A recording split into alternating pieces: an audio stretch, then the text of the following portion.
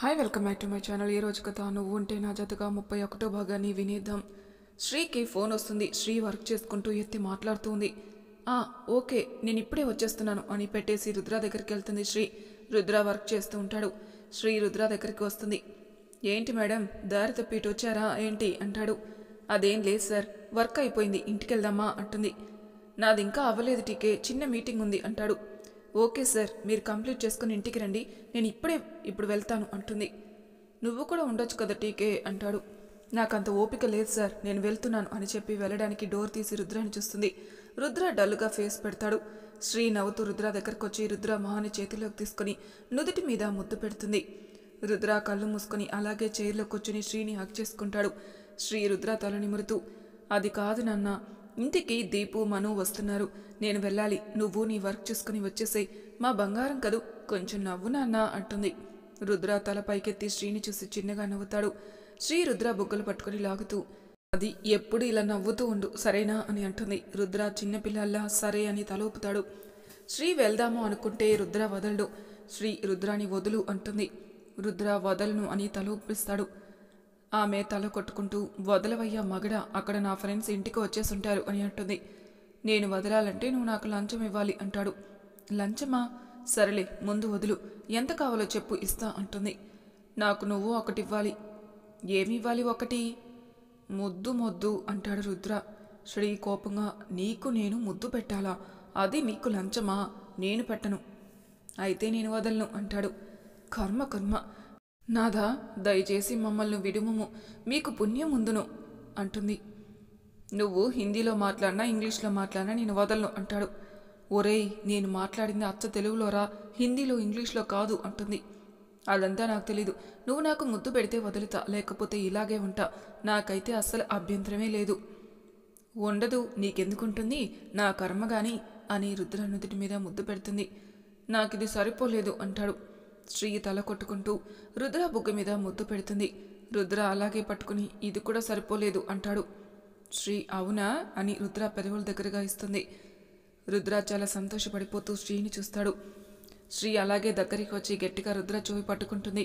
రుద్ర గట్టిగా అమ్మా అని అరిచి శ్రీని వదిలేస్తాడు. కానీ శ్రీ మాత్రం చెవి వదలకుండా అలాగే పట్టుకుని పిచ్చి వేషాలు వేసి ఎక్కువ చేస్తే చెవి పీకేస్తా జాగ్రత్త అని అంటుంది. రుద్ర అరుస్తూ, సర్లేవే తల్లి, ముందు చెవి వదులు, నీకు పుణ్యం ఉంటుంది అని అంటాడు. శ్రీ నవ్వుతూ రుద్రాని వదిలేసి, నాతో పెట్టుకోకు, ముందు వర్క్ చూసుకొని ఇంటికి వచ్చేసాయి అని చెప్పి వెళ్ళిపోతుంది.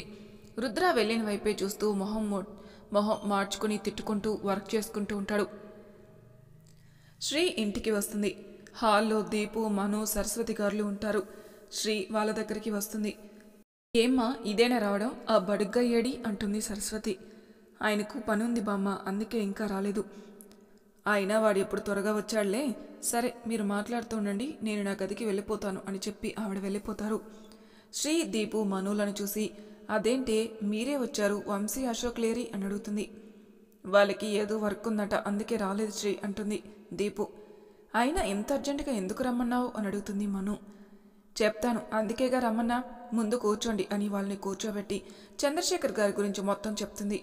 ఇద్దరు అంతా విని నోరు తెరుస్తారు. శ్రీ వాళ్ళని కదిలిస్తుంది. ఏంటే తల్లి నువ్వు, ఎప్పుడు చూడు ఏదో ఒక షాకింగ్ ఇస్తూనే ఉంటావా? నీ పెళ్లి షాక్ నుంచే మేము ఇంకా తేరుకోలేదు, మళ్ళీ ఇది కూడానా మా ప్రాణానికి అంటుంది దీపు. వసే నువ్వు ఆగవే, ఈ శ్రీ చక్రధర్ గారు నీకు ఇష్టం లేకుండా బలవంతంగా పెళ్లి చేశాడు, అలాంటిది ఇప్పుడు ఆయన మీద రివెంజ్ తీర్చుకోకుండా మళ్ళీ సేవ్ చేస్తానంటావేంటి? అదీ కాకుండా వాళ్ళని కాపాడతానని ఛాలెంజ్ కూడా చేసి నీ ప్రాణం మీదకి తెచ్చుకుంటున్నావు, అసలేంటి నువ్వు అంటుంది మను. నాకు ఆయన మీద కోపం ఉందని, వాళ్ళు ఏమైపోయినా చూస్తూ వదిలేయమంటావా? నాకు ఇష్టం లేకుండా ఆయన నాకు పెళ్లి చేశారు, నాకు కోపం ఉంది, నేను కాదన్ను, కానీ ఆయన పరంగా ఆలోచిస్తే రుద్రాను కాపాడుకోవడానికి అలా చేశారు. అదే నాతో కాకుండా ఆయనకు తెలియకుండానే సోనీతో రుద్రకు పెళ్లి జరిపించుంటే ఈ పాటికి వీళ్ళు ఏమైపోయేవారు. తలుచుకుంటేనే చాలా భయం వేస్తుంది అంటుంది శ్రీ. అంటే ఆ రాక్షసుడి గురించి మీ మామయ్యకి తెలీదా? తెలీదు, ఒకవేళ తెలిసి ఉంటే ఈ పాటికి ఆ చంద్రశేఖర్ నామరూపాలు లేకుండా పోయేవాడు, తెలీదు కాబట్టే బతికి బట్ట కడుతున్నాడు అంటుంది శ్రీ. అయితే ఇప్పుడు ఏం చేద్దాం అనుకుంటున్నావు? ఏముంది, ఆ చంద్రశేఖర్కి ఈ శ్రీ అంటే ఏంటో చూపిద్దాం అనుకుంటున్నాను. దానికంటే ముందు అతనికి ఒక బలగం తగ్గించాలి. చాలా రిస్క్ తీసుకుంటున్నావు శ్రీ. మీ మామయ్యకో రుద్రాకో చెప్పేయచ్చు కదా, నీకు ఇదంతా అవసరమా అంటుంది దీపు. శ్రీ కోపంగా, అవసరమే. నా కుటుంబం జోలికి వస్తే నేనెలా వదిలేస్తా? పైగా ఈ విషయం వీళ్ళకి చెప్తే ఆ రాక్షసుడు కట్టుకున్న భార్యనే వదలలేదు. ఇంక వీళ్ళని వదులుతాడా? నేను వీళ్ళకి చెప్పి అంత రిస్క్ తీసుకోలేను. వాడితో నేనే ఫైట్ చేస్తా. పోతే నేనే పోతా, అంతేకాని నా వాళ్ళకి ఏమీ కానివ్వను. కానీ నాకు మీ హెల్ప్ కావాలి అంటుంది శ్రీ. నీతో మేము ఎప్పుడూ ఉంటాం శ్రీ. అది సంతోషంలోనైనా కష్టంలోనైనా ఏ హెల్ప్ అయినా మేము చేస్తాం అంటుంది మను. ఆడవాళ్ళు ఫైట్ చేస్తే ఎలా ఉంటుందో ఆ రాక్షసుడికి చూపిద్దాం అని ముగ్గురు చేతులు కలుపుకుంటారు. శ్రీ ఇద్దరిని హక్ చేసుకుని ఏడుస్తుంది. దీపు, మను శ్రీని కూర్చోబెట్టి వాటర్ ఇస్తారు. శ్రీ అవి తాగి, ఒక అమ్మాయిని, ఇందులోనూ కడుపుతో ఉన్న ఆమెని ఎలా చంపేశాడు, ఈ విషయం వీళ్ళకి తెలిస్తే ఆ రాక్షసుడి పరిస్థితి ఏంటి అని బాధగా ఉంటుంది శ్రీ. దీపు తల కొట్టుకుంటూ, ఒసే నీ జాలి తగలయ్యా, వాడు అంత చేసినా ఇంకా వాడి పరిస్థితి గురించి ఆలోచిస్తున్నావా? నువ్వు మారవా అని అంటుంది. మను శ్రీ మూడు మారద్దామని డోర్ వైపు చూసి, హా రుద్రా రా అంటుంది. అంతే, శ్రీ వెంటనే కళ్ళు తెరుచుకుని దబివని పైకి లేచి డోరు వైపు చూస్తుంది. దీపు, మను ఇద్దరు గట్టిగా నవ్వుతారు. శ్రీ వాళ్ళని కోపంగా చూస్తుంది. దీపు నవ్వుతూ, ఎవరైనా భయపెట్టించే నువ్వు ఇప్పుడు రుద్రా గురించి భయపడుతున్నావు అంటే నిజంగా రుద్ర మామూలుడు కాదే అని నవ్వుతుంది. శ్రీ పల్లికిలిస్తూ అవునా అని కోపంగా వాళ్ళని తరుముతుంది. ఇద్దరు చెరువువైపు పరిగెడతారు. దీపు గట్టిగా అరుస్తూ, ఒసే మను, పిచ్చి పట్టిన కోతి మన వెనకొస్తుంది, దానికి దొరకకు కరిచేస్తుంది అని నవ్వుకుంటూ పరిగెడుతుంది. శ్రీకి పిచ్చ కోపం వస్తుంది. శ్రీ గట్టిగా, ఒసే బండదాన, నన్ను పిచ్చికోతంటావా? ఆగవే, నీ సంగతి చెప్తా అని దీపు వెనుక పరిగెడుతుంది. ముగ్గురు ఇల్లంతా పరిగెడతారు. కాసేపటికి ముగ్గురు అలసిపోయి సోఫాలో పడిపోతారు. ముగ్గురు ఒకరినొకరు చూసుకుని నవ్వుకుంటూ ఉంటారు. అమ్మయ్య, కాసేపు మనం చిన్నపిల్లలం అయిపోయాం అని నవ్వుతుంది మను. సర్లేవే తల్లి, పరిగెత్తి పరిగెత్తి కడుపులో ఉన్నదంతా అరిగిపోయింది. నువ్వేమైనా వంట చేసి నా కడుపులో వేస్తే సంతోషిస్తా అంటుంది దీపు. శ్రీ నవ్వుతూ, ఉండండి తినడానికి ఏమైనా తెస్తా అని చెప్పి వంటగదికి వెళ్ళిపోతుంది. మను గట్టిగా, శ్రీ మేము ఇల్లు చూస్తాం అంటుంది. శ్రీ కిచెన్లో నుండి, దానికి నన్నెందుకు అడుగుతున్నావు అని అంటుంది. మను దీపు ఇల్లు చూడ్డానికి వెళ్తారు. శ్రీ వంట చేస్తూ రుద్ర చెప్పిన గది గుర్తుకొచ్చి అన్నీ అక్కడే పడేసి దీపు మనుల దగ్గరికి పరిగెడుతుంది. దీపు, మను రుద్ర చెప్పిన గదిని చూస్తూ ఉంటారు. శ్రీ వాళ్ళ దగ్గరికి పరిగెడుతూ ఆయాసపడుతూ వెళ్తుంది. ఇద్దరు శ్రీని చూస్తారు. ఏంటే, వెనకేమైనా ఎద్దు తరుగుతుందా ఏంటి, అలా పరిగెడుతూ వచ్చావు అంటుంది దీపు.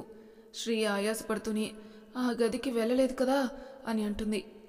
లేదు, ఇప్పుడే వెళ్దాం అనుకుంటున్నాం అంటుంది మను. వద్దు, వెళ్ళకండి. ఏ, ఎందుకు వెళ్ళకూడదు అంటుంది దీపు. అది రుద్ర పర్సనల్ గది, ఎవరిని వెళ్ళనివ్వడు, నన్ను కూడా అంటుంది శ్రీ. ఇది మరీ బాగుంది, భార్యాభర్తల మధ్య పర్సనల్స్ ఏంటి, ఇంతవరకు ఈ రూమ్ నువ్వు చూడలేదా అంటుంది మను. అసలు భార్యాభర్తలు అయితేనే కదా ఈ రూమ్ నేను చూడాలంటే. నాకు ఒక ఫిట్టింగ్ పెట్టాడులే ఆ కేకే, అందుకే ఇప్పటి వరకు చూడలేదు. నువ్వు చూడలేదంటే ఆశ్చర్యపోవాల్సిందే, నేనైతే ఖచ్చితంగా ఈ రూమ్లో ఏముందో చూసేస్తా అంటుంది దీపు. ఒసే వద్దే, రుద్ర కనుక తెలిసిందంటే నాకు చెప్పింది చేసేస్తాడు. నువ్వు వద్దు అన్నా కావాలన్నా మేము చూస్తాం, ఆ రూమ్లో ఏముందో మేము చూడాలి. అయినా రుద్ర నిన్ను చూడొద్దన్నాడు కానీ మమ్మల్ని కాదు కదా, ఇప్పుడు నువ్వు చూసినా రుద్రకు తెలియదు కదా అంటుంది మను. లేదు, నేను చూడను, మిమ్మల్ని చూడనివ్వను అని ఆ గదికి అడ్డంగా నిలబడుతుంది. దీపు, మను ఒకరినొకరు చూసుకుని, నువ్వేంటి చూడనిచ్చేది, మేమే చూస్తాం అని శ్రీని తోసేస్తారు. ముగ్గురు కొట్టుకుంటూ ఉంటారు. దీపు శ్రీని పట్టుకుంటే మను డోర్ ఓపెన్ చేసేసి లోపలికెళ్తుంది. దీపు శ్రీని వదిలి, మాతో పెట్టుకోకు అని చేతులు విదిలించుకుంటూ ఆ గదిలోకి వెళ్తుంది.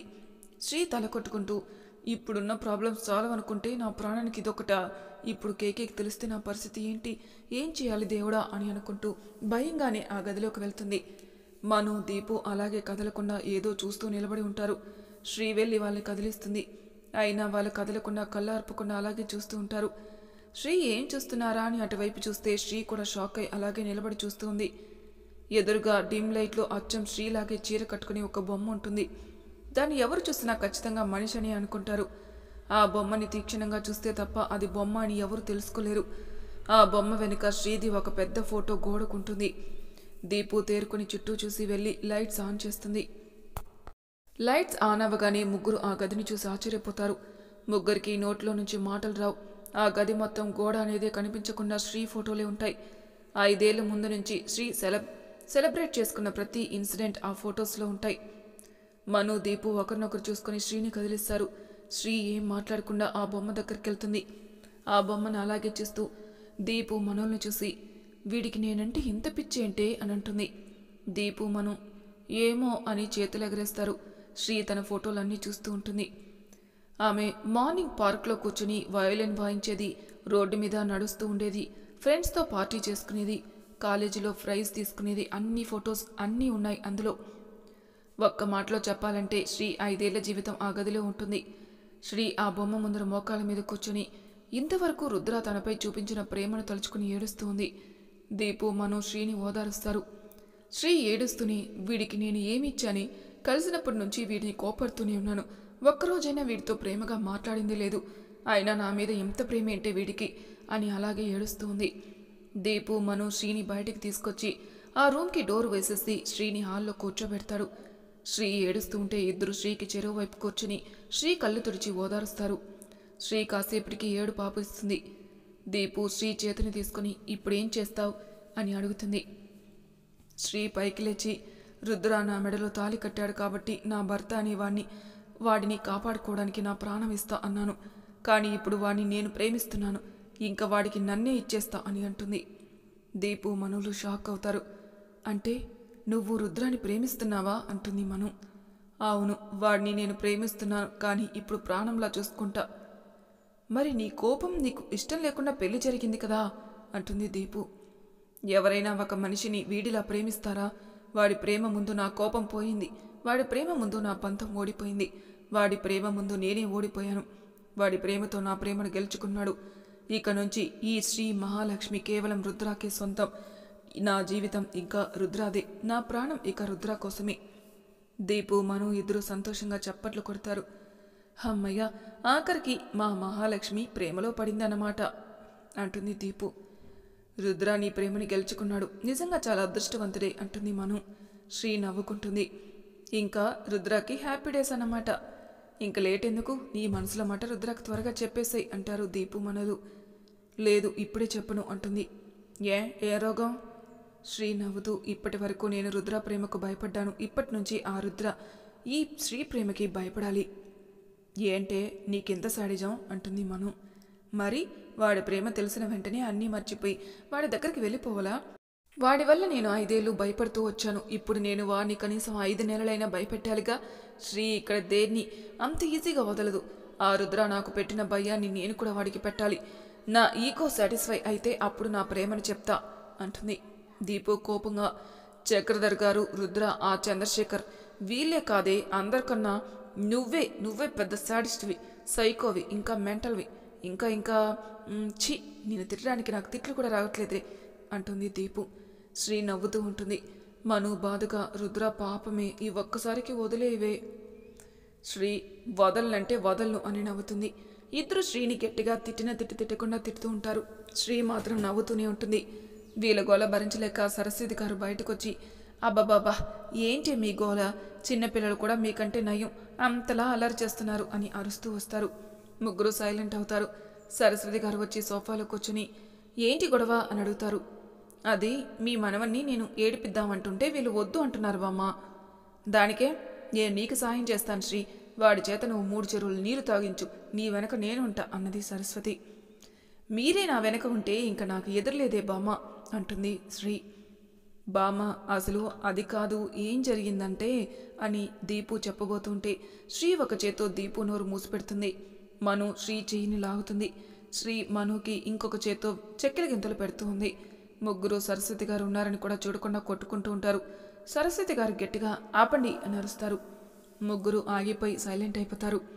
సరస్వతి గారు దీపుని చూసి అమ్మాయి నువ్వు ఇటు పక్కకొచ్చి కూర్చో అని అంటారు. దీపు ఏం మాట్లాడకుండా శ్రీకి దూరంగా పక్కన ఉన్న సోఫాలో కూర్చుంటుంది. ఆవిడ మను వైపు చూస్తారు. మను కూడా శ్రీకి దీపుకి దూరంగా వెళ్ళి కూర్చుంటుంది. ముగ్గురు సైలెంట్గా సరస్వతి గారిని చూస్తున్నారు. ఆవిడ తల కొట్టుకుంటూ మీరెక్కడ దొరికారంటారా నా ప్రాణానికి, చిన్న పిల్లల్ని మందలించినట్టు మిమ్మల్ని మందలించాల్సి వస్తుంది నాకు, ఇంత అల్లరి పిల్లలేంటి మీరు, మీ అమ్మానాన్నని మిమ్మల్ని ఎలా వేగారో ఏంటో అని అరుస్తారు. ముగ్గురు తల వంచుకుని ఉంటారు. ఆవిడ తిడుతూ ముగ్గురిని చూసి నేను ఇలా తిడుతుంటే మీరేంటి తల వంచుకున్నారు, పైకెత్తండి మీ తలలు అని అంటారు. ముగ్గురు తలలు పైకి ఎత్తి పడి నవ్వుతారు. సరస్వతి గారికి వాళ్ళు ఎందుకు నవ్వుతున్నారో అర్థం కాక అలాగే చూస్తూ ఉంటారు. ముగ్గురు ఎంతసేపటికి నవ్వు ఆపకపోతే ఆవిడ గట్టిగా ఆపండి అని అరుస్తారు. ముగ్గురు నవ్వును ఆపుకుంటారు. నేను ఇలా తిడుతూ ఉంటే మీకు నవ్వు వస్తుందా? అసలు ఎందుకు నవ్వుతున్నారు అంటుంది సరస్వతి. దీపు నవ్వుతూ అది బామ్మగారు అచ్చం మీలాగే ఇలా మా అల్లరి ఎక్కువైతే శ్రీ అమ్మమ్మ గారు కూడా మమ్మల్ని ఇలాగే దూరంగా కూర్చోబెట్టి తిడతారు బామ్మగారు అని నవ్వుతుంది. అవునా, ఇంతకీ మీ అమ్మమ్మ పేరేంటి శ్రీ? అది బామ్మ అన్న అని చెప్తుండగా రుద్ర వస్తాడు. సరస్వతి గారు రుద్రాన్ని చూసి వచ్చావా నాయనా, వీళ్ళతో నేను వేగలేకపోతున్నాను అని అంటారు. రుద్ర నవ్వుతూ వచ్చి శ్రీ పక్కన కూర్చుంటాడు. శ్రీ నవ్వుతూ తలదించుకుంటుంది. మను దీపులు అది చూసి ఇద్దరు ఒకేసారి అయ్యో బాబోయ్ సిగ్గే, ఇది ప్రపంచంలోనే వెయ్యో ఇంతే, ది గ్రేట్ శ్రీ మహాలక్ష్మి గారు సిగ్గుపడుతున్నారు అని అంటారు. శ్రీ వాళ్ళిద్దరినీ కోపంగా చూసి ఈరోజు నేను రెండు మటలు చేయబోతున్నాను తెలుసా అని లేచి దీపు మనులు చెవులు పట్టుకుంటుంది. ఇద్దరు గట్టిగా బావగారు ప్లీజ్ కాపాడండి అని అంటారు. వాళ్ళు బావగారు అనగానే రుద్ర షాక్ అవుతాడు. శ్రీ ఇద్దరి చెవులు ఇంకా గట్టిగా పట్టుకుంటుంది. ఇద్దరు దండం పెడుతూ వచ్చి కాపాడండి బావగారు, ఇది మమ్మల్ని ఇక్కడికిక్కడికే మా చెవులు పీకేసేటట్టుంది అని అంటారు. రుద్ర తేరుకొని వెళ్ళి శ్రీని పట్టుకుని వదులు టీకే అని అంటాడు. శ్రీ వాళ్ళని వదిలేస్తుంది. ఇద్దరు చెవులు రుద్దుకుంటూ దీనికి తిండి తక్కువ పెట్టండి, రాను రాను చాలా బలంగా తయారవుతుంది బక్కది అని అంటారు. శ్రీ వాళ్ళని కొట్టడానికి వెళ్తే రుద్ర పట్టుకుంటాడు. సర్లే శ్రీ, మాకు టైం అయింది, మేము వెళ్తాం అంటుంది మను. శ్రీ కోపంగా ఏంటి వెళ్తారా, కదిలేరంటే కాళ్ళు విరగొడతా, మర్యాదగా తినేసి వెళ్ళండి అని చెప్పి కిచెన్లోకి వెళ్తుంది. మను దీపు ఇద్దరు సోఫాలో కూలబడుతూ ఈరోజు మన పని అయిపోయినట్టే అంటారు. రుద్ర నవ్వుతూ నేను ఫ్రెష్ అయ్యి వస్తా అని కిచెన్లోకి వెళ్తాడు. దీపు మను ఒకరినొకరు చూసుకుని వీళ్ళు రూమ్ కిచెన్లో ఉందనుకుంటా, ఇప్పుడు బావగారికి శ్రీ చేతిలో మూడింది అని నవ్వుకుంటారు. వీళ్ళని చూసి సరస్వతి గారు తల కొట్టుకుంటారు. శ్రీ వంట చేస్తూ ఉంటే రుద్ర వచ్చి వెనక నుంచి హక్ చేసుకుంటాడు. శ్రీ ఏమీ అనకుండా సైలెంట్గా ఉంటుంది. రుద్ర శ్రీ భుజం మీద తలపెట్టి ఏంటి టీకే ఈరోజు కొత్తగా బిహేవ్ చేస్తున్నావు అని అంటాడు. శ్రీ వంట చేస్తూని నేనేం చేశాను అని అంటుంది. నాకు నువ్వెందుకో మారావనిపిస్తుంది టీకే అంటాడు. కొత్త విషయాలు తెలిస్తే మారవా ఏంటి అంటుంది శ్రీ. రుద్ర శ్రీ నడుం మీద చేయి పెడతాడు. వేడివేడి చలాకు తీసుకుని రుద్ర చేతి మీద పెడుతుంది శ్రీ. రుద్ర శ్రీకి దూరం జరిగి అబ్బా రాక్షసి, ఏంటి ఇలా కాల్ చేశావు అని చెయ్యి ఊపుకుంటాడు. శ్రీ నవ్వుతూ బాగా అయిందా, వెళ్ళి ఫ్రెష్ అయ్యండి అని రుద్రాన్ని తోసేస్తుంది. రుద్ర కిచెన్ బయటకొచ్చి పడతాడు. రుద్రాన్ని చూసి దీపు మనులు నవ్వుకుంటారు. రుద్ర ఏడుపు మొహం పెట్టుకుని గదిలోకి వెళ్ళిపోతాడు. శ్రీ నవ్వుకుంటూ సిగ్గుపడుతూ వంట చేస్తుంది. అయితే శ్రీని 5 నెలల వరకు మీరేమి చేయరా సార్ అంటాడు కార్తీక్. ఎందుకు చేయను, నా గురించి ఆ రుద్రాకు గాని చక్రధర్కి గాని చెప్పాలి, చూస్తే అప్పుడు నేనేంటో చూపిస్తా అంటాడు. శ్రీ చాలా మొండి సార్, అనుకున్నది చేసి తీరుతుంది అంటాడు కార్తీక్. నేనుండగా ఎలా చేయనిస్తా, నీకు నేను ఒక పని చెప్తాను, అది నువ్వు చెయ్యాలి అంటాడు చంద్రశేఖర్. చెప్పండి సార్ అంటాడు కార్తీక్. ఇప్పటి నుంచి నువ్వు సోనీకి పిఏగా ఉండాలి. శ్రీ గురించి నాకు ఎప్పటికప్పుడు చెప్తూ ఉండాలి. కార్తీక్ సంతోషంగా అలాగే సార్ తప్పకుండా చెప్తాను అంటాడు. ఆ శ్రీ బ్యాడ్ టైం నా చేతిలో స్టార్ట్ అయింది, దాన్ని ఆ భగవంతుడు కూడా నా నుంచి కాపాడలేడు అనుకుంటూ గట్టిగా నవ్వుతాడు చంద్రశేఖర్. మరి తర్వాయి భాగంలో ఏం జరుగుతుందో నెక్స్ట్ ఎపిసోడ్లో తెలుసుకుందాం. అంతవరకు నా ఛానల్ సబ్స్క్రైబ్ చేయని వాళ్ళు ప్లీజ్ సబ్స్క్రైబ్ చేసుకోండి. Thank you for listening.